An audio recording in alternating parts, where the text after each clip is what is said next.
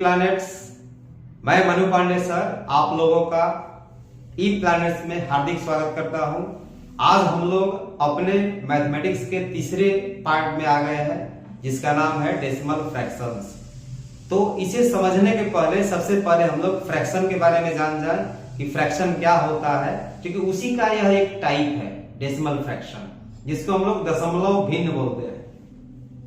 तो भिन्न का मेन मतलब क्या होता है कि अगर एक पूर्ण संख्या को दूसरे पूर्ण संख्या से जब भाग देंगे, पूर्ण संख्या और यहाँ पे दूसरे पूर्ण संख्या से भाग देना है, लेकिन यहाँ पे नीचे में जीरो नहीं होना चाहिए, not equal to zero. Zero छोड़ के कोई भी संख्या नीचे रह सकता है, यानी कि भाजक के रूप में। और जब दूसरे पूर्ण संख्या में भाग देते हैं, इस तरह के संख्याओं को कहा जाता है कि ये भिन्न है। इसमें ऋणात्मक संख्या के लिए कोई जगह नहीं है, क्योंकि यहाँ पूर्ण संख्या लेता है। जैसे मान लीजिए कि आपका कोई पूर्ण संख्या 5 है, जिसको हम लोग होल नंबर बोल रहे हैं, दूसरा किसी होल नंबर से भाग कीजिए, जैसे 4 हो गया, ये सब कहलाता है भिन्न। तो भिन्न का जो रूप होता है वो इस तरह का होता है, a बटा b के रूप में होता है, जहां a और b क्या होगा, होल नंबर होगा, लेकिन b का वैल्यू जीरो नहीं होना चाहिए, नीचे वाला कभी भी जीरो नहीं होता है। ठीक है। अब भिन्न का अलग अलग प्रकार क्या हो सकता है, तो भिन्न में जो ऊपर में जो नंबर लिखा जाता है, इसको हम लोग बोलते हैं न्यूमरेटर। ये होता है न्यूमरेटर, और नीचे वाले को बोलते हैं डिनोमिनेटर। ये डिनोमिनेटर है। हिंदी में इसको अंश बोलते हैं, अंश, और इसको हर कहा जाता है। इस अंश और हर के रूप में भिन्न संख्याएं लिखी जाती है। अब इसमें टाइप कैसे बदलेगा, तो भिन्न संख्या को अगर क्लासिफाई किया जाए, वर्गीकृत किया जाए, देखिए कौन कौन सा टाइप हो सकता है। यहाँ पे केवल फ्रैक्शंस को ही बांटा जा रहा है अभी, और इसी में से एक आएगा डेसिमल। तो फ्रैक्शन में एक संख्या वो हो सकता है जिसका अंश हमेशा ज्यादा रहेगा, हर हमेशा छोटा रहेगा, यानी कि a हमेशा ज्यादा होगा b से। दूसरा तरीका ये हो सकता है कि जिसका नीचे वाला ही हमेशा ज्यादा हो, ऊपर वाला कम हो, यानी कि a हमेशा छोटा हो b से। तीसरा तरीका ये हो सकता है कि a हमेशा 1 के बराबर हो। चौथा तरीका ये हो सकता है कि नीचे का जो नंबर है b, वो कुछ इस फॉर्मेट में हो, जैसे 10, 100, 1000, 10,000, इस तरह से। मतलब 10 के पावर के रूप में हो, 10 का पावर n, यानी 10 के पावर के रूप में रहेगा, ऐसा हो सकता है। या फिर बिना 10 का पावर वाला हो सकता है, जो कि 10 के पावर के रूप में नहीं हो। तो इतने तरीके से हम लोग फ्रैक्शन को क्लासिफाई कर सकते हैं।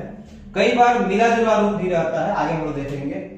तो जब ऊपर वाला जब ज्यादा रहेगा, नीचे वाला कम रहता है, ठीक है, या फिर ऊपर वाला कम और नीचे वाला ज्यादा रहेगा, उसके लिए हम लोग शब्द इस्तेमाल करते हैं प्रॉपर और इम्प्रॉपर। तो जब ये ज्यादा रहेगा, इसको बोलेंगे इम्प्रॉपर। ये है इम्प्रॉपर, मतलब कि असामान्य है, इम्प्रॉपर। अगर ऊपर का कम रहेगा, उसको बोलते हैं प्रॉपर, यानी कि सामान्य। ये प्रॉपर हो गया। अगर एक का मान अगर 1 हो गया, हमेशा ऊपर में अगर 1 है, नीचे में चाहे जो भी हो, तो उसको हम लोग बोलते हैं यूनिट फ्रैक्शन, यानी कि इकाई भिन्न। इसको बोला जाता है इकाई भिन्न। जब डिनोमिनेटर केवल 10 के फॉर्मेट में रहता है, 10 के पावर के रूप में रहता है, तो उसी भिन्न को कहा जाता है दशमलव भिन्न। यही दशमलव भिन्न है, दशमलव भिन्न या डेसिमल फ्रैक्शन। लेकिन अगर 10 के पावर के रूप में नहीं है, तब कहा जाता है कि वो वल्गर है। क्या है? वल्गर, यानी कि अशिष्ट है। इसको अशिष्ट कहा जाता है, ये वल्गर फ्रैक्शन होता है। तो ये अलग अलग तरीका है फ्रैक्शन को लिखने का। कई बार प्रॉपर और ये प्रॉपर और नॉर्मल नंबर, होल नंबर एक साथ लिख दिया जाता है मिला करके।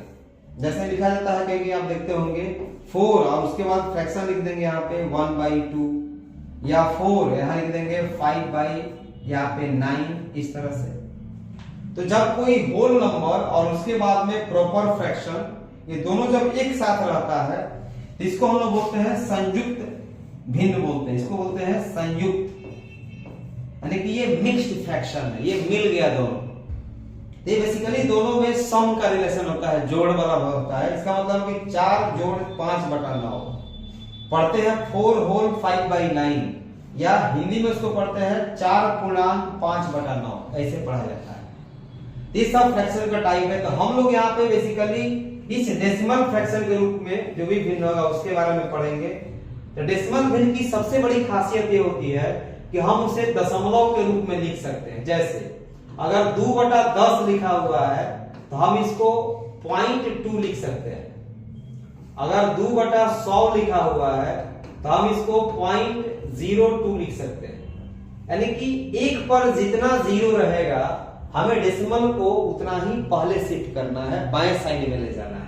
अगर पहले से दशमलव है, जैसे मानिए कि यहाँ लिखा हुआ है 3, 4 दशमलव यहाँ पे 5, यहाँ पे 10 से अगर भाग करने के लिए कहा गया तो दशमलव क्या होगा हमारा, बस एक अंक ही बाएं तरफ शिफ्ट होगा। इसके उल्टा गुना करने में दाहिने तरफ शिफ्ट हो जाता है। ये बेसिक तरीका है जहां से कि आप टाइम बचा सकते हैं भाग देने के अलावा। भाग देंगे तो बनेगा ही, लेकिन टाइम सेव करना है, इस सब चीज का ध्यान रखना है। तो हम लोग ने डेसिमल फ्रैक्शन के बारे में देखा। अब है कि डेसिमल फ्रैक्शन अगर दिया हो तो उसे वल्गर में कैसे चेंज करेंगे।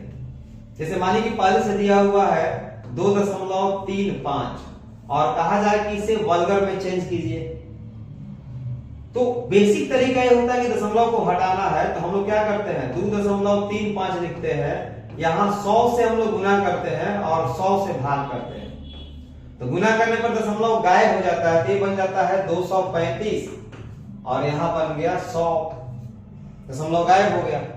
अब इतना ना करके हम लोग सीधे क्या बोलेंगे कि जो संख्या दिया हुआ है वो पूरा लिख देंगे 235 और दशमलव के बदले में 1 लिखेंगे और इसके बाद जितना अंक रहेगा उतना 0 लिख देंगे, तो वही चीज आ जाएगा जो इस तरीके से आएगा। ये हो गया आपका डेसिमल फ्रैक्शन को चेंज करना वल्गर में। इसमें दिक्कत तब होती है जब दशमलव रेकरिंग के रूप में रहता है, ठीक है। जैसे यहाँ रेकरिंग दशमलव बोला गया है ना, उसको कैसे चेंज करेंगे। मान लिखा हुआ है यहाँ पे 2.3 के ऊपर रेकरिंग है, तब क्या करेंगे। या फिर लिखा हुआ है 2.345 और केवल 4-5 पे रेकरिंग है, तब क्या करेंगे। इसके लिए तरीका ये होता है कि पूरी संख्याओं को पहले लिख लीजिए। पूरा संख्या कितना है 2, 3, 4, 5 और इसमें से बिना रेकरिंग वाला पार्ट घटा दीजिए। तो बिना रेकरिंग वाला पार्ट 23 है और रेकरिंग वाला पार्ट क्या है 45 है। दशमलव छोड़ करके बात हो रहा है। पूरा संख्या में से बिना रेकरिंग वाला पार्ट घटा दीजिए, तो घटा लेंगे 23। अब देखना है कि दशमलव के बाद क्या स्थिति है। दशमलव के बाद बिना रेकरिंग वाले के बदले 0 और रेकरिंग वाले के बदले 9। तो चूंकि 2 बार रेकरिंग है तो यहाँ पे 2 बार 9 लिखेंगे और एक अंक बिना रेकरिंग वाला है तो उसके बदले एक 0 बिठा देंगे और इसको घटा के 9 से 90 कर लेंगे। तो इस तरह से जो रेकरिंग डेसिमल है उसको आप इस तरह से वल्गर में या फिर फ्रैक्शंस में भिन्न में आप इसको लिख सकते हैं, ठीक है। अब बात करते हैं कि डेसिमल फ्रैक्शन का रूल क्या क्या हो सकता है।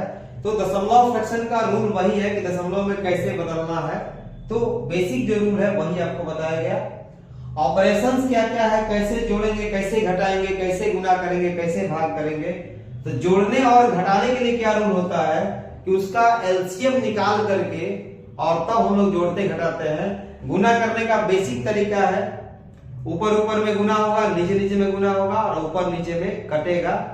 यानी कि न्यूमरेटर का जितना ग्रुप है सब आपस में मल्टीप्लाई होता है और डिनोमिनेटर का सारा ग्रुप आपस में मल्टीप्लाई होता है। अगर इन दो अपोजिट ग्रुप्स में कोई कॉमन फैक्टर है तो उसको कैंसिल आउट कर लिया जाता है। तो गुना भाग का लगभग सेम रूल होता है।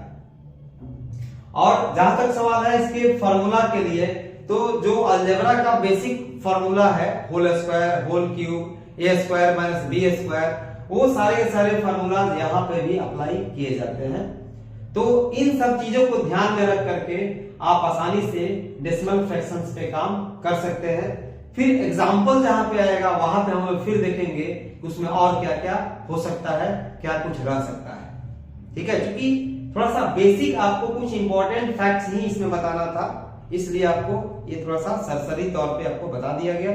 आगे हम लोग फिर मिलते हैं इसके क्वेश्चन वाले राउंड में और कुछ बेहतरीन सवाल के साथ, जो कि बहुत ही महत्वपूर्ण सवाल होगा आपके परीक्षा के लिए, एग्जाम के लिए।